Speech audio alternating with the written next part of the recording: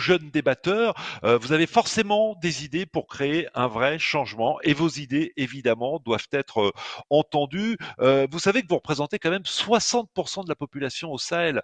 230 millions de jeunes au Sahel ont moins de 24 ans. Vous êtes donc une force de contribution. Vous devez être des acteurs de lutte contre le réchauffement. J'ai vu aux côtés d'Adrien à Ouagadougou, Assalfo, il me semble. Bonjour Assalfo, à Ouagadougou. Être avec vous ce Alors on matin. entend, ah, merci à Salfo d'être avec nous en tout cas. Faut-il vous présenter en deux mots, je vais le faire quand même, leader du groupe Magic System, groupe mondialement connu. Vous fêtez d'ailleurs cette année vos 25 ans de carrière. C'est important à Salfo d'écouter les jeunes. Et d'ailleurs vous-même, depuis maintenant un certain nombre d'années en organisant le festival FEMUA, qui est un festival de musique, vous faites, certes, vous organisez des concerts, mais vous organisez également des débats avec la jeunesse. Oui, le groupe Magic System est un groupe éco-citoyen. Depuis fort longtemps, je crois que notre engagement a débuté en 2008 quand on montait l'album où on avait même chanté L'eau va manquer si on ne fait pas attention. Et je crois qu'on n'y prenait pas garde parce que cette problématique n'était pas beaucoup débattue en Afrique. Et la population africaine croyait au départ que c'était d'ordre scientifique ou politique.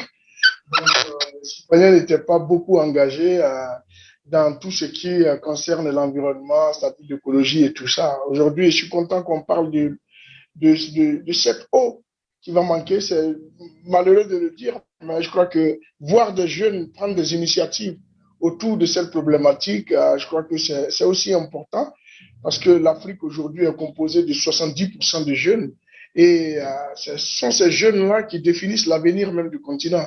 Donc, on implique ces jeunes dans l'engagement pour pouvoir éradiquer tous ces problèmes-là qui parcourent l'Afrique. Je crois que c'est une très belle initiative et c'est quelque chose à encourager. D'ailleurs, pour ça, nous mettons nos voix pour montrer aux jeunes qu'ils ont notre soutien et qu'on essaiera à notre manière de porter plus haut la Oui. voix de tous ces millions de jeunes là avec toute l'Afrique. Et cette voix de la jeunesse, vous la portez à Salfo à travers évidemment le FEMUA que vous organisez en Côte d'Ivoire tous les ans et à travers vos chansons qui sont mondialement connues. Et merci infiniment, parce que je sais que vous êtes en concert ce soir, de prendre voilà un peu de votre temps ce matin pour être avec nous. La lutte contre le réchauffement climatique passe par une prise de conscience des populations du Sahel et l'école. L'école est certainement, incontestablement, le meilleur moyen pour s'adresser justement à la jeunesse du Sahel. Comment l'école et l'éducation peuvent aider à lutter contre le dérèglement climatique? On va en parler avec Djibril Niang. Il est avec nous au Sénégal. Djibril Niang, bonjour. Oui, bonjour. Comment allez-vous? Je vais très bien, merci. Merci d'être avec nous. Vous êtes le directeur de l'ONG sénégalaise de défense de l'environnement, Jeunes volontaires pour l'environnement, présente dans 30 pays. Expliquez-nous en quelques mots en quoi ça consiste d'être jeune volontaire pour l'environnement. Merci beaucoup, merci de m'avoir associé à ce débat de la jeunesse sahélienne. Et voilà, Jeunes volontaires pour l'environnement consiste à impliquer les jeunes dans la protection et la préservation de l'environnement. Parce que nous avons compris aujourd'hui que tout ce qui se décide aujourd'hui, c'est pour l'avenir. J'ai l'habitude de poser la question quand je vais dans des débats avec les adultes, de leur demander qui sera là dans 50 ans. Et on se rend compte évidemment que ce sont ces jeunes-là qui seront là. Donc c'est maintenant qu'il faut les préparer, c'est maintenant qu'il faut travailler à ce changement de comportement, c'est maintenant qu'il faut les aider à être des éco-jeunes et qu'ils puissent grandir avec les bons gestes. Et ce sont ces bons gestes-là qui peuvent sauver l'humanité demain. Parce que quand on parle de changement climatique, on parle d'avenir. Et quand on parle d'avenir, donc on ne peut pas écarter la jeunesse. Donc nous, notre travail, c'est d'essayer de tout faire pour que les jeunes soient impliqués au plus haut niveau et que les jeunes soient aussi une force d'action. Et vous allez notamment dans les écoles. Oui, bon, pour les écoles, nous avons segmenté le problème des changements climatiques. Nous avons vu qu'il y a deux générations. Il y a la génération des adultes qui nous a causé tous ces problèmes-là que nous avons, mais il y a aussi cette génération d'enfants et de jeunes qui n'ont pas encore leur impact. Donc nous nous sommes dit, c'est le moment d'aller dans les écoles et de créer une éco-génération. C'est-à-dire, nous faisons beaucoup de programmes d'éducation à l'environnement. Nous allons dans les écoles, nous essayons de conscientiser les élèves pour qu'ils grandissent avec les bons gestes. Sinon, nous allons continuer tout notre temps à sensibiliser les décideurs. Les décideurs de demain sont dans les écoles aujourd'hui et c'est maintenant qu'il faut les faire agir, c'est maintenant qu'il faut les faire travailler. C'est Oui, maintenant et qu'il c'est faut les impliquer. important. Évidemment, c'est maintenant qu'il faut les impliquer et c'est important que la jeunesse et la société civile se fassent entendre. D'ailleurs, pendant que tous les dirigeants du monde entier étaient à Glasgow, vous, à Dakar, vous avez organisé une contre-COP 26, vous avez organisé une marche pour le climat. C'est un moyen pour le peuple et pour la jeunesse de faire entendre sa voix. Oui, en fait, vous l'avez dit tout à l'heure, nous sommes 230 millions en Afrique, rien qu'au Sahel. Combien nous sommes dans le monde? Aujourd'hui, il est clair que les jeunes sont les plus nombreux. Donc, les jeunes aussi doivent pouvoir mettre cette pression aux décideurs. Et la contre-COP, nous l'avons organisée avec les peuples pour montrer aux décideurs que ce qu'ils discutent n'est pas la volonté et la demande des peuples en bas. C'est-à-dire, aujourd'hui, il y a beaucoup de discussions, mais les peuples ne sont pas impliqués. Nous avons organisé une contre-COP avec les peuples et nous avons donné des recommandations et nous avons demandé à nos gouvernements de discuter de ces recommandations-là parce que ce sont des recommandations qui viennent du peuple. Et c'est comme ça que nous avons organisé notre COP aussi avec les jeunes et nous avons fait notre débriefing avec les jeunes et nous poussons pour que les jeunes soient impliqués. Et est-ce que vous avez vraiment le sentiment que les jeunes sont de plus en plus engagés sur cette question? Oui, c'est clair. Au début, nous, quand on a Claire. créé JVE, au début, quand on a créé JVE vers les années 2010-2011 au Sénégal et en Afrique, JVE fête ses 20 ans, on était seul sur le terrain.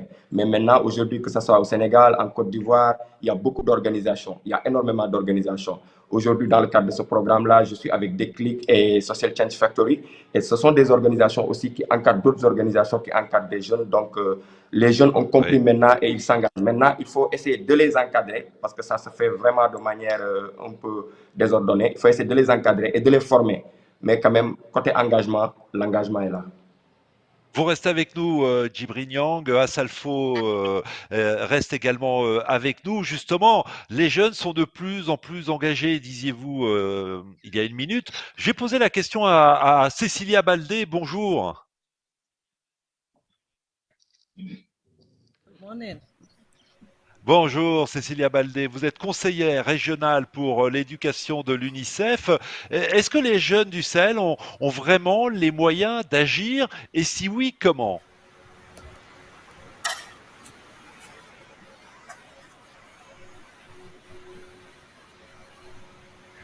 I would say,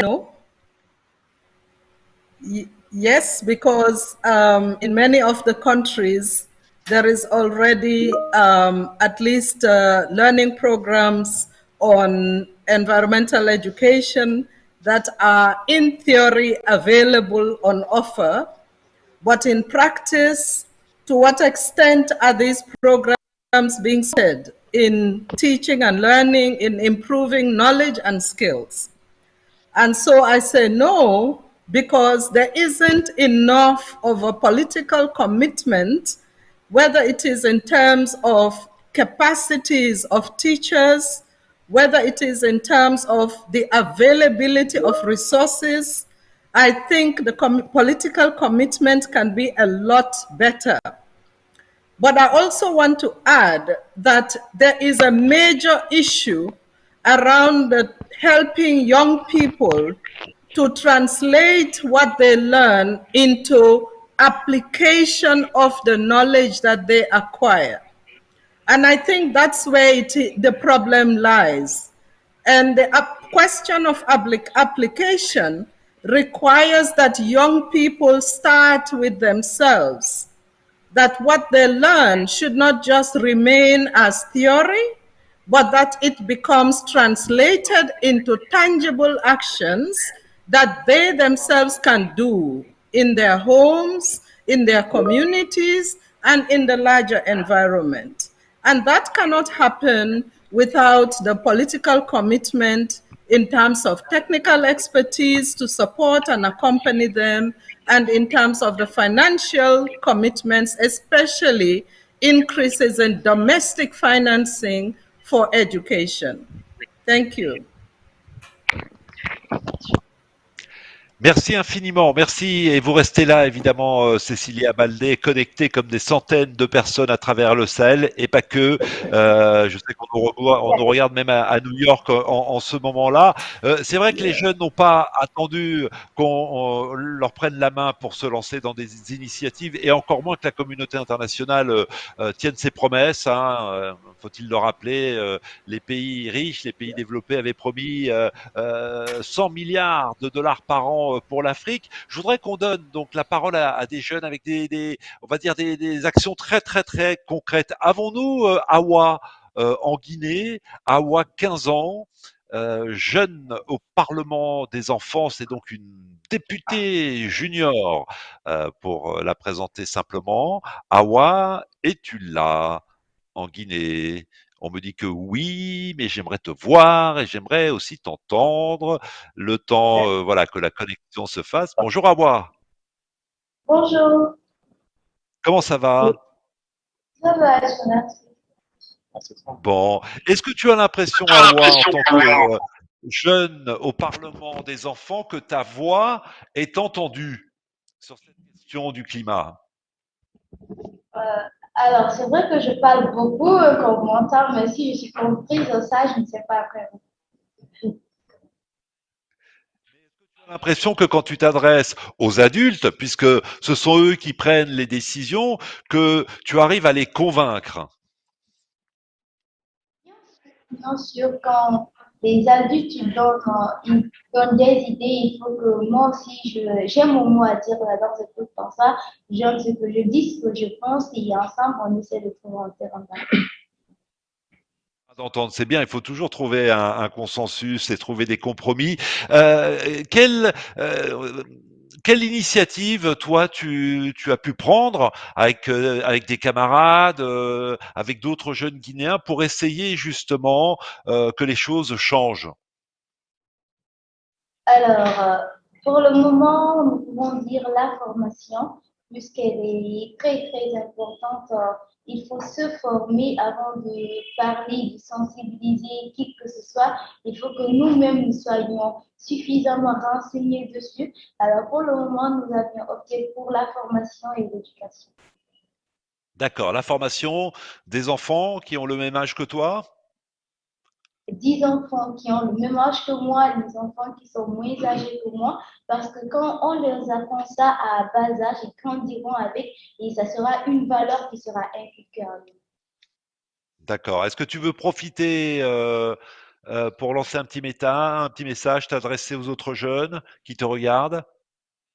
Bien sûr, alors, en tant qu'enfant jeune, nous devons bien sûr être acteurs de nos choix et pas des spectateurs, car il ne faut pas oublier que nous sommes appelés demain à être les leaders Oui. et il faut et surtout éviter la procrastination. Pourquoi remettre à demain ce que nous pouvons faire aujourd'hui? Il faut que nous prenions notre avenir à main, prendre des solutions pour lutter contre le réchauffement climatique et surtout nous donner à fond parce que car on n'aimerait pas avoir la tête à nouveau sur le changement climatique. Nous aurons d'autres priorités encore plus grandes dans le futur. Bah écoute, merci infiniment d'avoir été avec nous, Awa. Bonne journée en Guinée. Yvette est avec nous. Yvette au Cameroun. On me dit qu'enfin la connexion est établie. Bonjour Yvette. Et on va retrouver Assalfo dans un instant. Bonjour Yvette. Bonjour, Quel âge as-tu, Yvette? j'ai 23 ans. 23 ans. Alors explique-nous justement, on parle des initiatives. De quelle initiative as-tu envie de nous parler? Déjà, je voudrais d'abord dire que nous, en tant que jeunes du Sahel, nous devons prendre conscience que le changement climatique devrait du moins nous affecter et nous donner l'envie de créer un véritable changement. Déjà, cette terre sur laquelle nous vivons, elle est la nôtre, c'est notre héritage de demain et nous devons vraiment la protéger. Et les initiatives, en tant que jeunes du Sahel, nous devons être soucieux de ce changement climatique, nous-mêmes descendre sur le terrain et sensibiliser notre entourage. Et autre chose, c'est en tant que jeunes, nous devons du moins pratiquer l'hygiène et la salubrité dans nos différents entourages pour avoir des rues bien propres, pour nous éviter certaines maladies aussi. Et nous pouvons aussi, du moins dans le cadre sanitaire, du moins pratiquer le recyclage des déchets d'animaux et les faire transformer en biogaz, comme du moins l'un de nos amis qui le fait souvent, Alexis. Nous pouvons aussi, sur le plan agricole, utiliser l'agriculture à venir, du moins utiliser le recyclage des déchets plastiques et en produire des plantes à l'intérieur. Et si nos jeunes, nous engageons chaque jeune à lui seul plante un arbre par an et qu'il suit pour que cet arbre puisse grandir, nous pouvons faire créer un changement dans notre environnement aussi. Bah, c'est formidable, que de projets à Salfo, de Magic System à Ouagadougou. Quand vous entendez ces jeunes qui ont des projets, des idées qui sont bien précises, bien concrètes, suffit qu'on leur donne les moyens pour que ça change. Comment réagit l'artiste que vous êtes? Je crois que les jeunes sont effectivement dans une dynamique et il faut les accompagner dans leurs projets. Et là, je suis avec des jeunes du Burkina, par exemple, qui, par leurs initiatives, nous montrent cette réelle volonté d'accompagner tous les programmes qui sont mis en place pour lutter efficacement contre le changement climatique. Moi, je pense déjà 3 projets qui n'ont pas eu le temps d'expliquer tout à l'heure. Ils sont à fond dans la sensibilisation et certains des projets de recyclage de déchets qui leur permettent de fabriquer des palettes, par exemple. Voilà. Vous voyez, j'ai pavés. Ça, ils ont montré. Ça, on vous a montré ça, ils tout ont à montré, l'heure. mais c'est bien de leur remontrer. C'est bien de leur remontrer à Salfo. Et puis, ils sont aussi dans le reboisement. Hein. C'est une idée qui était née de Thomas Sankara, je crois, qui avait comme ça émis l'idée qu'à chaque mariage célébré ou à chaque événement heureux, qu'on puisse planter un arbre. Vous imaginez le nombre de mariages et d'anniversaires en Afrique. Si chacun plantait un arbre chaque fois qu'il y avait un événement, ça pouvait être fort. Et même nous, à l'école Magic System, dans toutes nos écoles, chaque fois qu'on fait la pose d'une première pierre, on plante un arbre. Et dans chaque école, on a essayé de mettre un club environnement parce que c'est dès le bas âge qu'il faut éduquer les enfants pour que ces enfants-là grandissent avec la culture de protection de l'environnement. Donc, pour moi, avec toutes ces initiatives que je vois au Burkina Faso, je me dis, ça doit être pareil sur tout le continent africain. Les jeunes attendent seulement que l'accompagnement de leur initiative et il faut une réelle volonté politique pour les accompagner. Effectivement, quel beau message.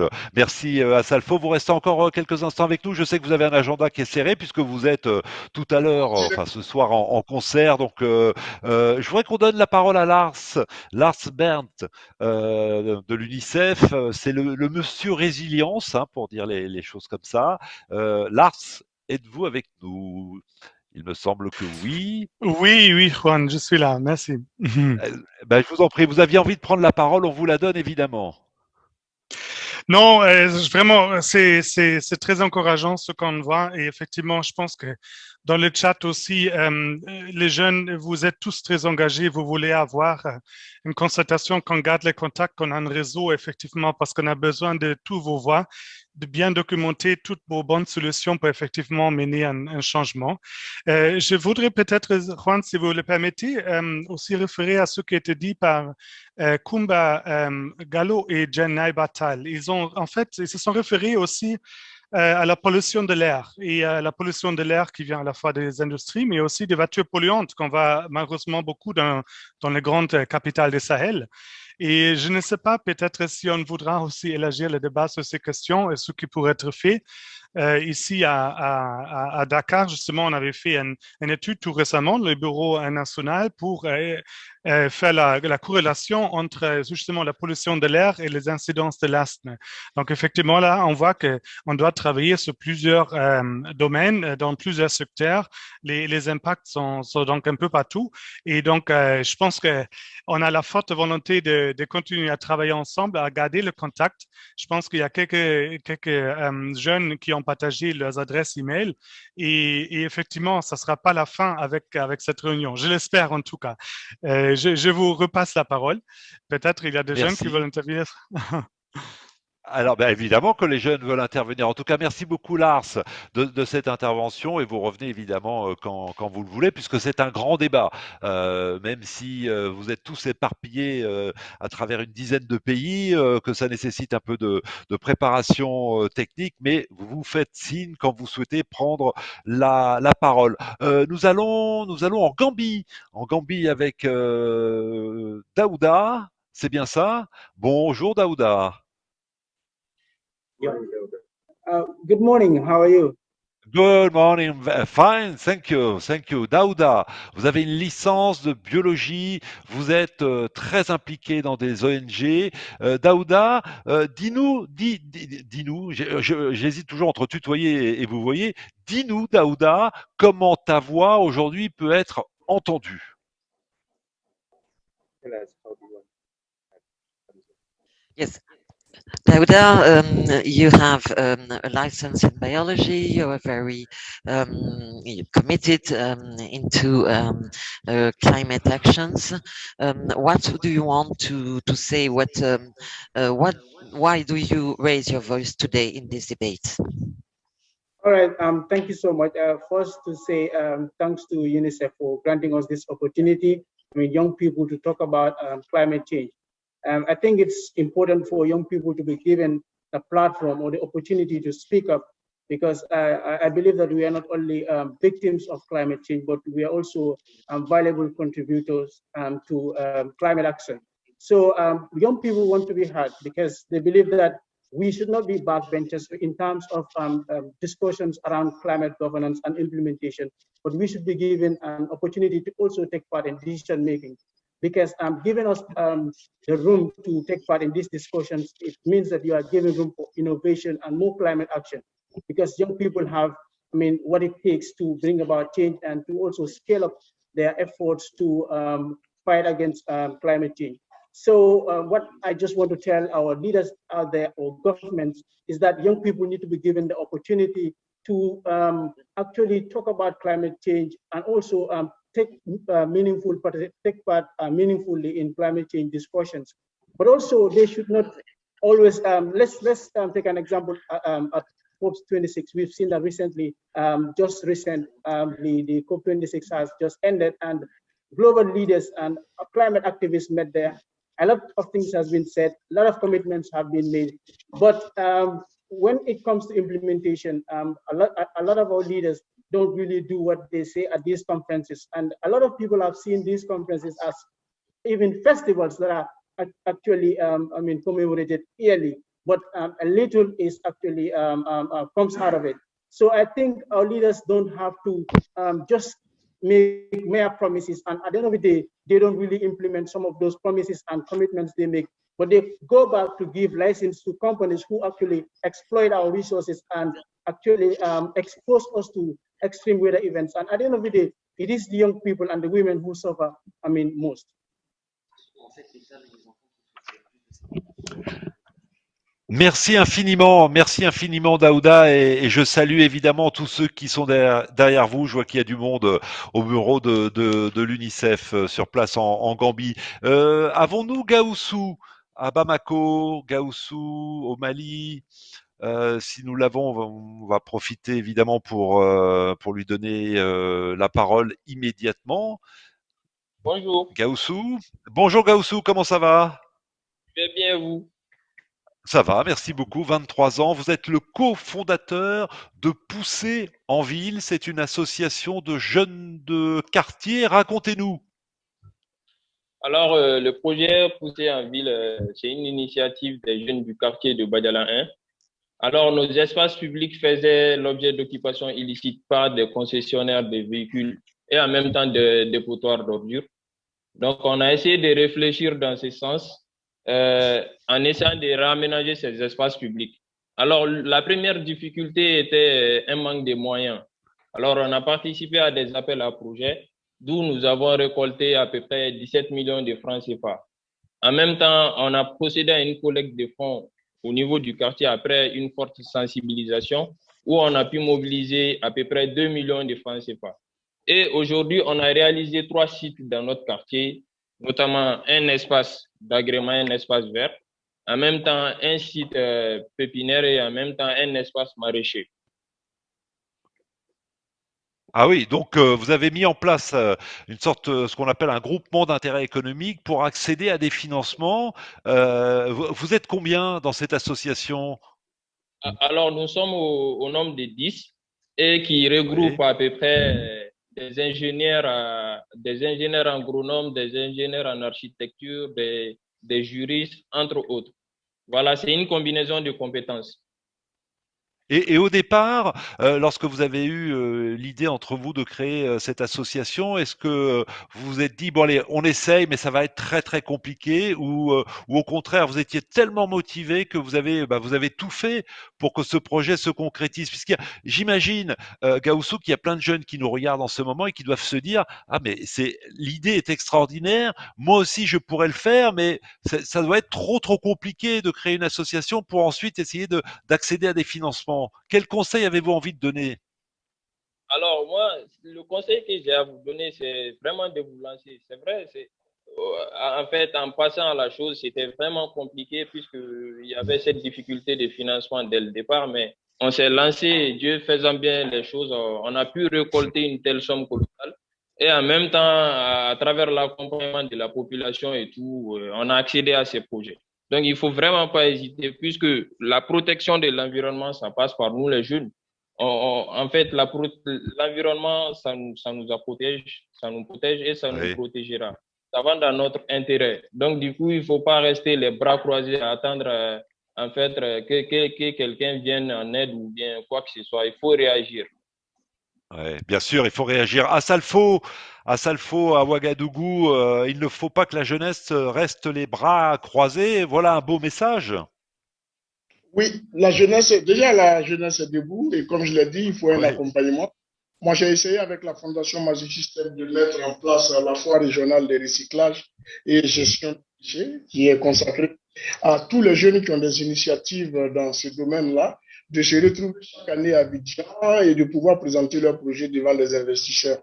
Donc, on attend, et puis c'est une belle initiative que l'UNICEF prend ce matin, de parler à tous les jeunes d'Afrique et encore les impliquer dans toutes les actions qui doivent être menées en faveur de la lutte contre le réchauffement climatique. Donc, vraiment, merci à tous les jeunes qui nous suivent ce matin. Et puis, je suis vraiment épaté par les initiatives que prennent les jeunes ici au Burkina Faso. Bien, merci beaucoup. On vous libère à Salfo parce que je sais que vous avez beaucoup de choses à Merci, faire. En tout cas, merci merci beaucoup. d'être allé jusqu'aux locaux d'UNICEF à Ouagadougou et bon concert ce soir. On continue à vous donner la parole, vous, enfants, adolescents, jeunes adultes du Sahel. Nous avons, je crois, Kajol. Kajol, êtes-vous là? Où es-tu là? Au Tchad? Kajol. Ah, voilà, je vois. Bonjour Kajol, comment ça va? Je vais bien et vous? Ah bah, ravi d'être avec vous, Kajol. Racontez-nous alors, on parle d'initiative, de quelle initiative concrète avez-vous envie de nous parler? Voilà, compte tenu du contexte du Tchad, voici quelques actions concrètes que nous comptons mener durant les années à venir.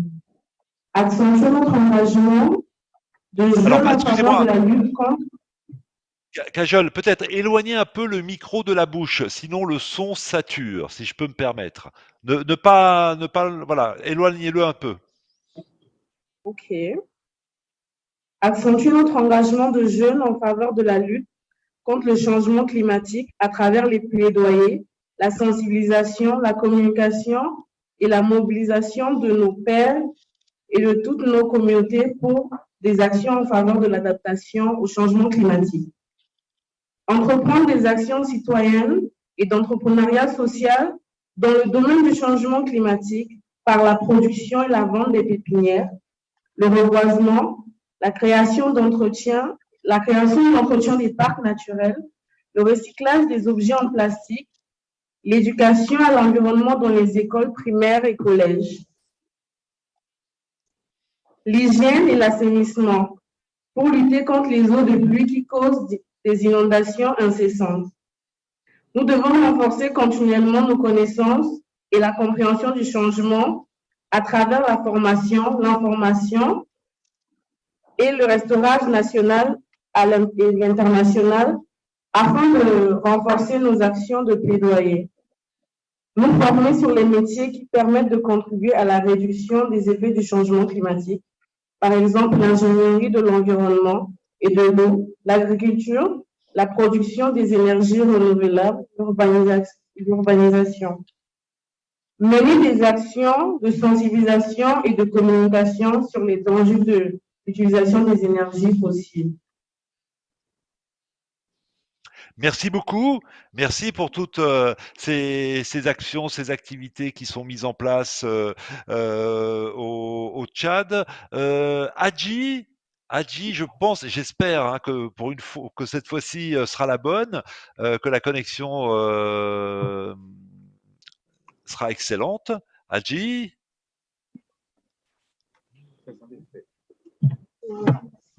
Hello, good morning. Hello. How are you? Good morning, Hadji. Alors, on vous donne la parole, allez-y, profitez-en. Parlez-nous des initiatives au Ghana. Can you tell us, Hadji, about the initiative that you have in the Gambia regarding climate change? Gambia. Sorry, Gambia. Yeah, the names are really familiar. That's right. So, in the Gambia here, there's not much being done, honestly, about the environment because the nature of like the importance of these discussions and these actions being taken is like immeasurable, and to a certain extent, dialogues are being made. I, for one, participate in so many like table discussions about climate change because I believe you don't need to be a nature lover to actually talk about and advocate for change towards these issues because it's something that affects us.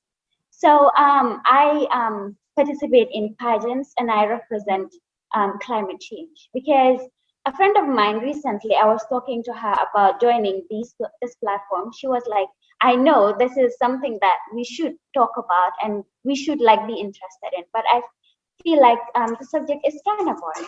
So that is why I took the approach of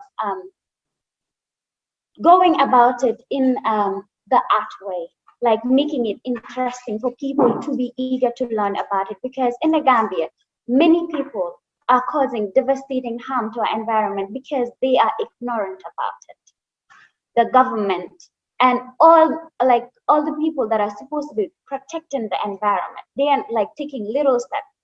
And the people that are supposed to be protecting the environment, like the people that are supposed to protect the forest, they receive bribes and they let people go past, and like this is like devastating. So I write poems about climate change. I go about my activism in the art format because I love acting, I love poetry and all of that.